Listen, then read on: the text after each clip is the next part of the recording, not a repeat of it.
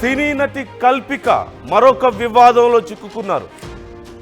మరొక గొడవ పడుతున్నటువంటి వీడియో బయటకు వచ్చింది.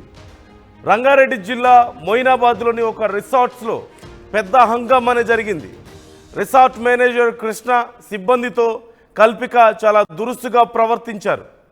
మెనూ కార్డు, రూమ్ కీస్ మొహంపై విసిరేసి బూతు పురాణం అందుకున్నారు. సిగరెట్స్ ఏదిరా అంటూ రిసార్ట్ సిబ్బందిపై అరుపులు కేకలతో రెచ్చిపోయారు. 40 నిమిషాలు రిసార్ట్స్లో పెద్ద గొడవే జరిగింది. రిసార్ట్ సిబ్బందే తనతో తప్పుగా ప్రవర్తించారంటూ కల్పిక బుకాయిస్తున్నారు. గతంలో కూడా ఒక పబ్లో కల్పిక రచ్చ చేసిన విషయం మనకు తెలిసిందే. గతంలో పబ్లో జరిగినటువంటి గొడవ, తదనంతర పరిణామాలు మనం చూసాం. సోషల్ మీడియాలో ఎంత హంగామా జరిగిందో, ఆ పబ్లో జరిగినటువంటి గొడవ, అక్కడ అరవడం, గొడవ చేయడం, మొత్తం మేనేజ్మెంట్ని పిలిచి మాట్లాడాలని చెప్పడం, డిమాండ్ చేయడం. తీరా ఇదంతా ఎందుకోసం అంటే ఒక కేక్ కోసం. తన బర్త్డే సందర్భంగా కేక్ ఇవ్వలేదంటూ అప్పుడు గొడవ జరిగింది. ఇప్పుడు మరొకసారి అలాంటి గొడవ ఒక రిసార్ట్లో మనం చూస్తున్నాం.